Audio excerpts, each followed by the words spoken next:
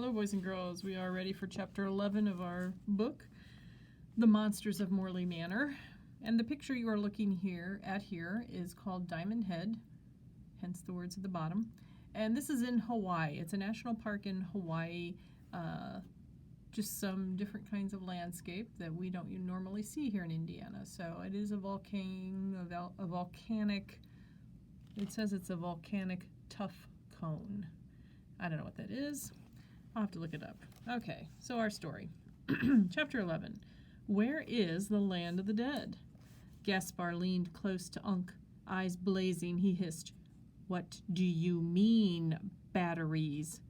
The water guy swallowed hard, making a deep rabbity sound.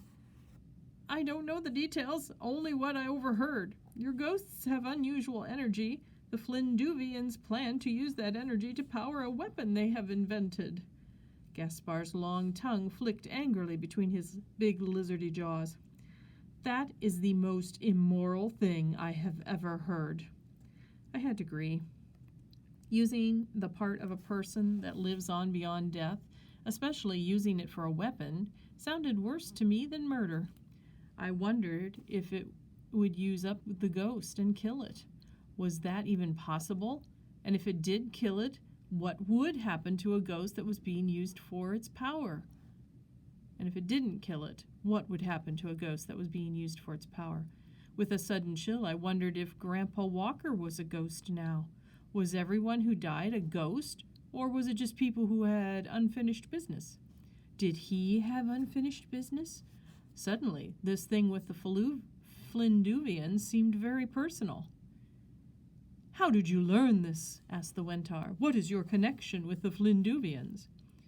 "I've accepted a commission to work as their agent on this planet."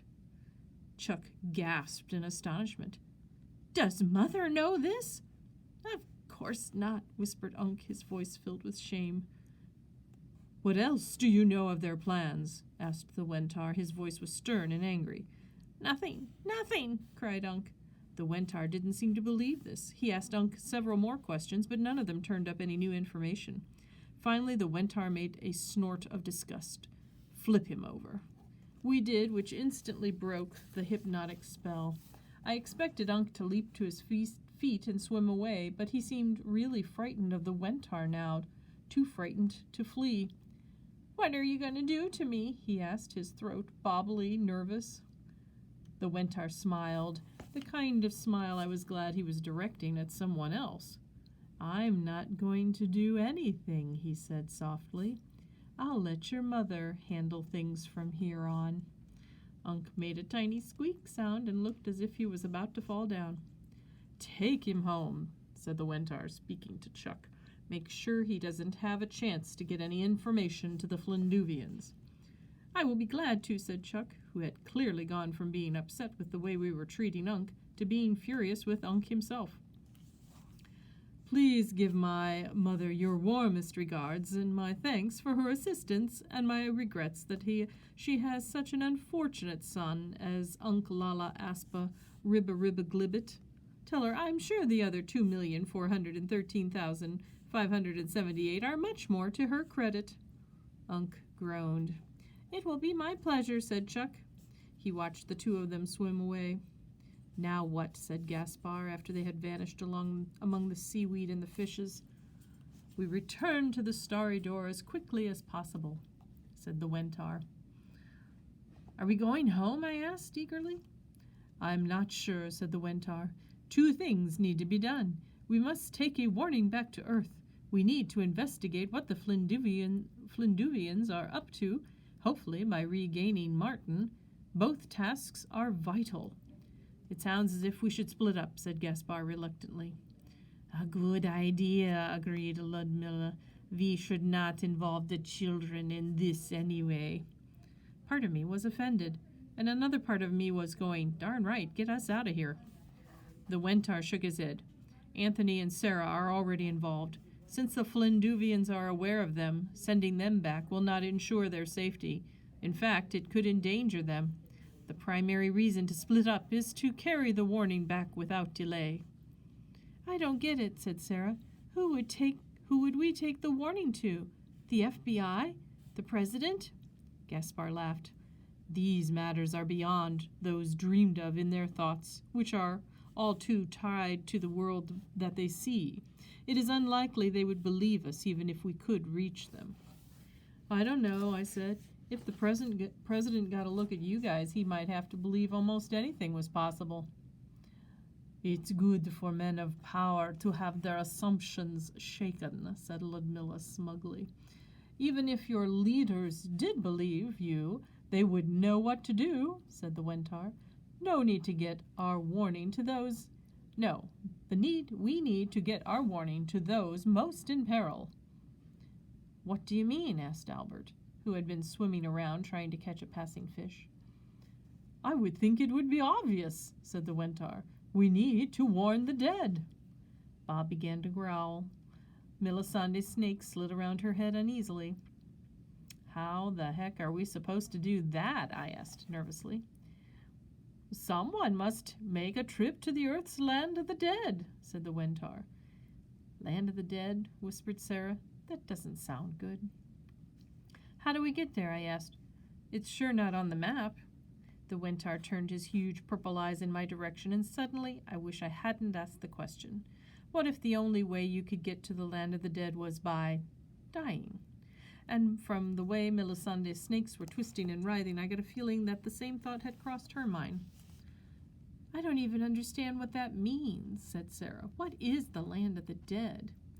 The Wentar looked very serious. Actually, with his long face and mournful eyes, he always looked serious, but now he looked even more so. It is a world between life and death, he whispered, a place where the lost and the rebellious, the stubborn and the misguided wait and plan and grieve and mourn. It is not the right place for them to be. Well, then why are they there? I asked. The Wentar sighed. Even though the dead should move on to what is next, not every soul is ready to let go of its previous stage of existence. Various things hold them back, sometimes pain, sometimes anger, sometimes simply unfinished business. Sometimes it is that they cannot let go of those they love. Sometimes, very rarely, it is joy that holds them. The land of the dead is a realm of great souls and small, a place that is not a place. Grief runs there like flowing water. Solace, too, though it most ignore it. Some souls never see this place. Some stay no more than a day, but others, stubborn or blind or in deeper pain than most, may remain for centuries. I felt a coldness as he spoke, a chill that lingered in my spine long after he was finished. How do we get there? Asked Sarah in a hushed voice. Well, the easiest way is to die, said the Wentar. Then he saw the look on our faces. He began to chuckle. The first time I had heard him make that sound. You needn't worry. Just because it is the easiest way does not mean that it is the only way, or even the best way. The most likely avenue is actually through a connection. Do any of you know someone who has died recently? We have been locked in a box for 50 years, pointed out Ludmilla. I suspect most of the people we used to know have died, but who can guess where they did, when they did? Of course, there was Martin, hissed Melisandre's snakes. But he was not the real Martin, pointed out Gaspar. Real or not doesn't make any difference, said the Wentar. Your brother did not die. His clone was taken back to Flinduvia and replaced with a replica that never actually been alive to begin with. That is the body that was buried on Earth. It was dead flesh and nothing else. What about you two? Asked Gaspar, turning toward Sarah and me. Do you know anyone who has not long since slipped the bonds of Earth and laid down his mortal burden? Oh, geez, boss, said Albert, turning to us. He added, what he means is, do you know anyone who's died lately? We did, of course, but I couldn't answer him. I couldn't get the words past the lump in my throat. Sarah answered for me. Well, there was Grandpa, she said slowly. When did he die? Asked the Wentar. To my surprise, his voice was sympathetic. About 3 months ago, Sarah said, her voice trembling a little. It is likely he would have been the sort not to move on.